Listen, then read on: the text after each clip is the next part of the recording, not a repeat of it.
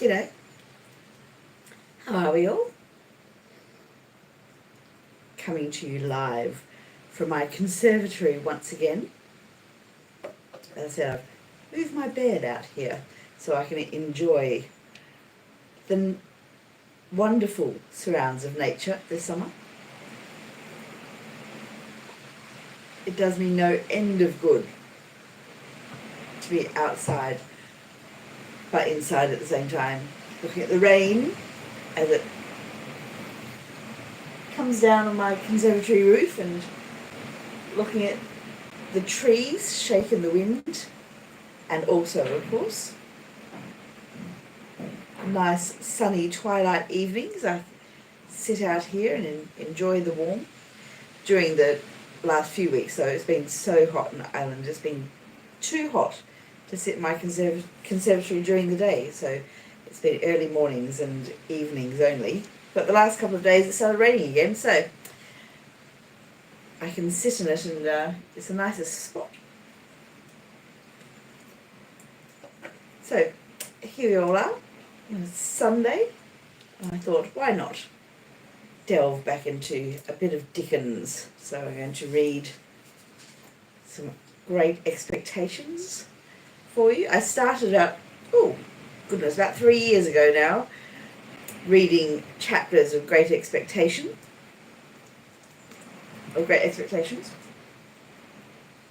First in my drawing room and then in various locations, and now I'm going to do one here in my conservatory.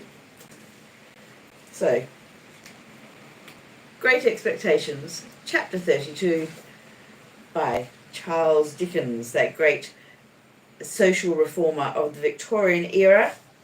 And I'm absolutely certain, and I've stated this many, many times, that I'm sure Charles Dickens would be utterly horrified to discover that for all his social reform, the Tory party in England has once again made the living conditions of workhouse era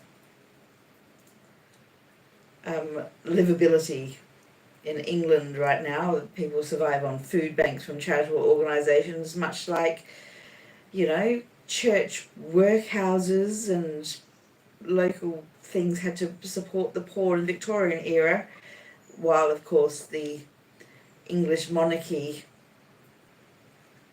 goes on to bigger and better things, still earning compound interest from slavery from the Victorian era. There's the old English monarchy, and yet we still give a shit about what kind of frock Kate Middleton turns up to the tennis in, apparently. It is all beyond comprehension. However, I digress. Back to chapter 32 of Great Expectations. I do thank you all for joining me. If you've stuck around this far, I will urge you, with my fondest sincerity, please subscribe to my channel, as well as watching and listening and clicking the bell for all the notifications, so you know when I'm live and when I put a new video up. For those of you who are new to my channel, let me introduce myself. I'm Mama Duck. I'm a comedian, I'm a broadcaster, I'm a writer. Pardon me, frog in my throat. I spent most of my life in Australia, but I moved to Ireland about a decade ago, and I love Ireland. I'm a comedian here. I love travelling around Ireland and making videos to show people the beauty of the natural surrounds, and I podcast on all sorts of things, and occasionally I read a bit of good English literature. Well, occasionally I read a bit of good literature regardless of whether it's English or not, but this happens to be English. Alrighty, here we go. Are you sitting comfortably? Then I shall begin. I am sitting comfortably, as you see, on my bed in my conservatory, somewhere in the wilds of Mayo.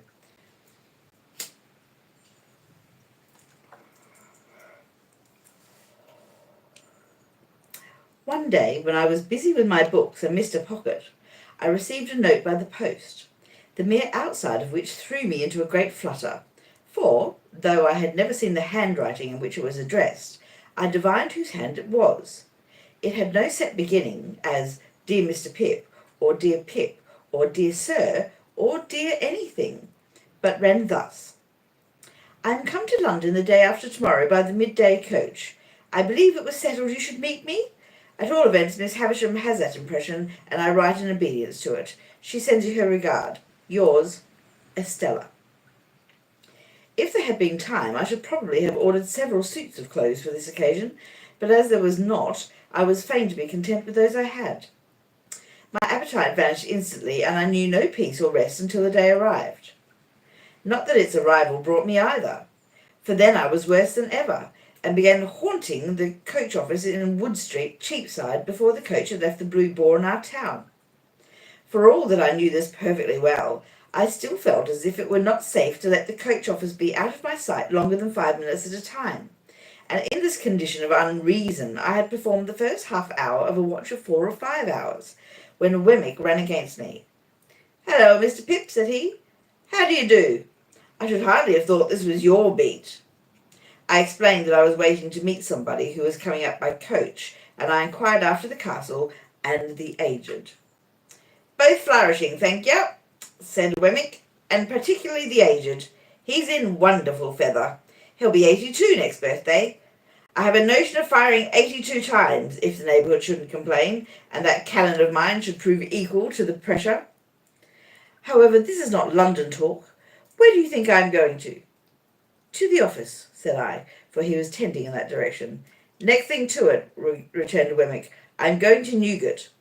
We are in a banker's parcel case just at present, and I have been down the road taking a squint at the scene of action, and thereupon must have a word or two with our client." "Did your client commit the robbery?" I asked. "Bless your soul and body, no," answered Wemmick very dryly, "but he is accused of it. So might you or I be.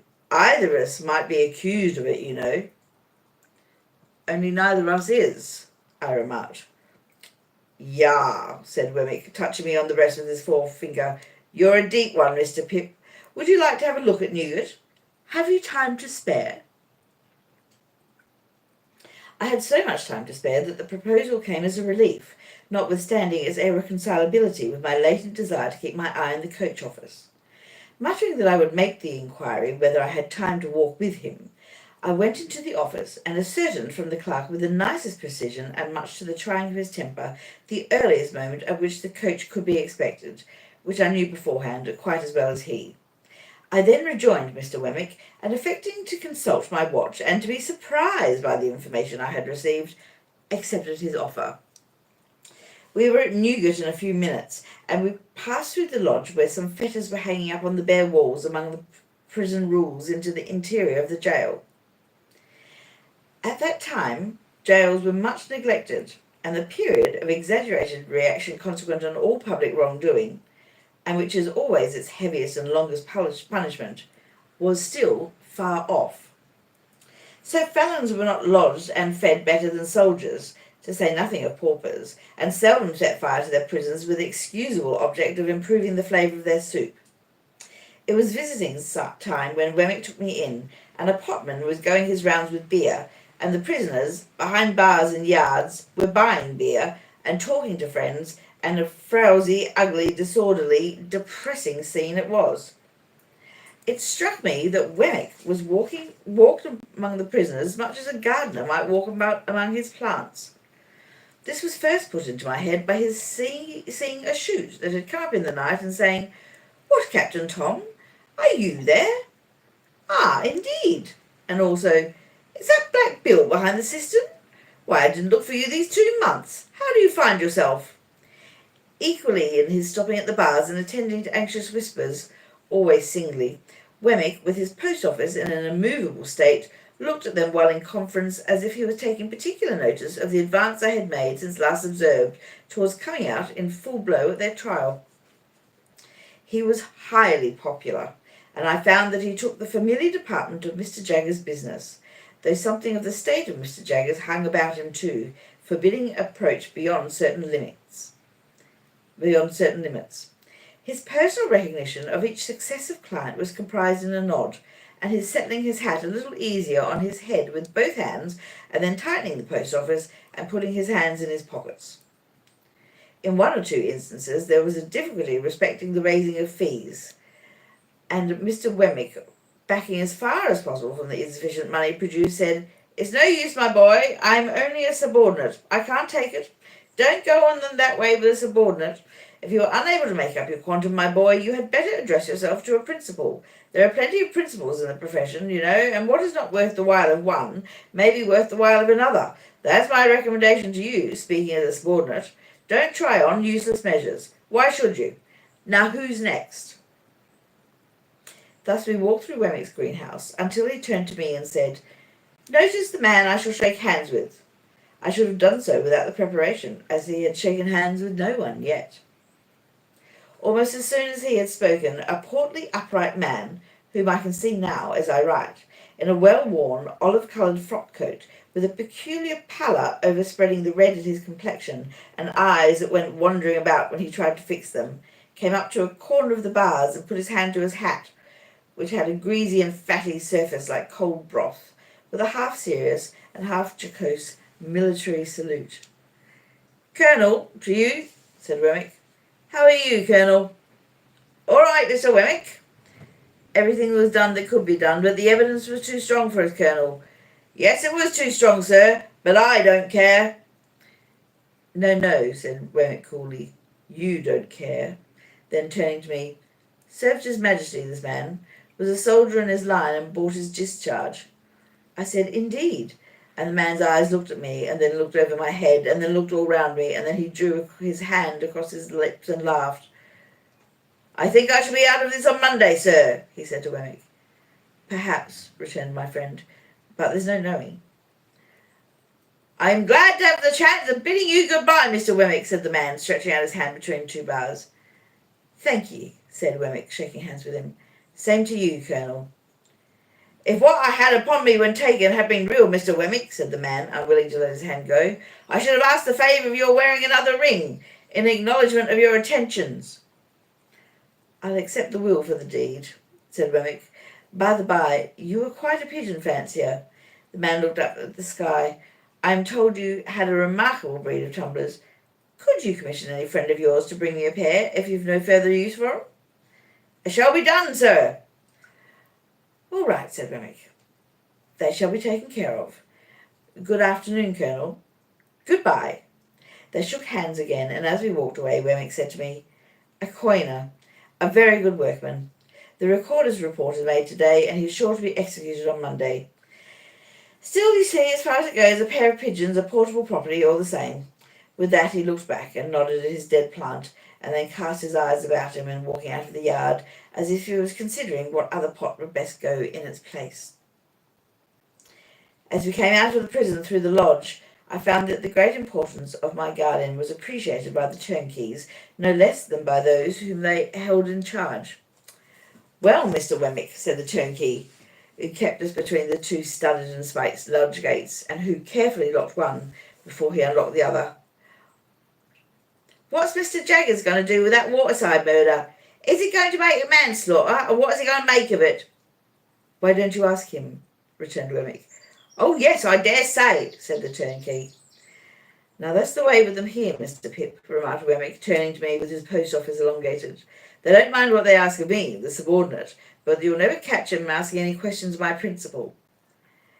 "Is this young gentleman one of the apprentices, or what called runs of your office?" asked the turnkey, with a grin at Mr. Wemmick's humour. "There he goes again, you see," cried Wemmick. "I told you so. Ask another question of the subordinate before the first is dry. Well, supposing Mr. Pip is one of them?" "Why then," said the turnkey, grinning again, "he knows what Mr. Jaggers is." "Yah!" cried Wemmick, suddenly hitting out at the turnkey in a facetious way. "You're as dull as one of your own keys when you have to do with my principal. You know you are. Let us out, you old fox, or I'll get him to bring an action against you for false imprisonment." The turnkey laughed and gave us good day, and stood laughing at us over the spikes of the wicket when we descended the steps into the street. "Mind you, Mr. Pip," said Wemmick gravely in my ear, as he took my arm to be more confidential, "I don't know that Mr. Jaggers does a better thing than the way in which he keeps himself so high. He's always so high. His constant height is of a piece with his immense abilities. That colonel durst no more take leave of him than that turnkey durst ask him his intentions respecting a case. Then between his height and them he slipped in his subordinate. Don't you see? And so he has 'em, soul and body. I was very much impressed, and not for the first time, by my guardian's subtlety. To confess the truth, I very heartily wished, and not for the first time, that I had some other guardians of minor abilities. Mr. Wemmick and I parted at the office in Little Britain, where suppliants for Mr. Jagger's notices were lingering about as usual, and I returned to my watch in the street of the coach office, with some 3 hours on hand. I consumed the whole time in thinking how strange it was that I should be encompassed by all this taint of prison and crime. That in my childhood, out in our lonely marshes on a winter evening, I should first have encountered it. That it should have reappeared on 2 occasions, starting out like a stain that was faded but not gone. That it should in this new way pervade my fortune and advancement.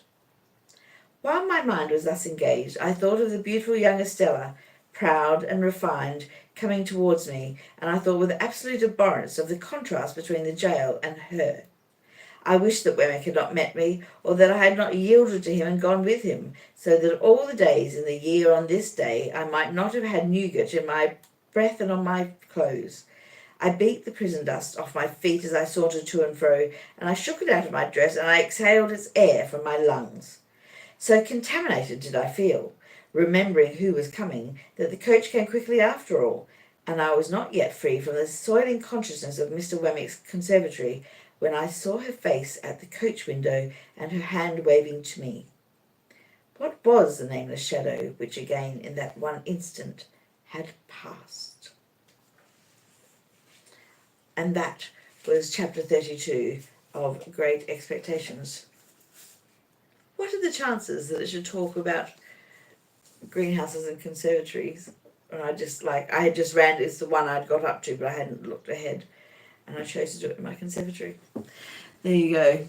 Let us say a fervent prayer for all of those imprisoned, that they are treated humanely, including those at home and abroad. I'd like to thank you for your company. Check out all the other videos on my channel. Tune in anytime. And I'll see you when you've got nothing on.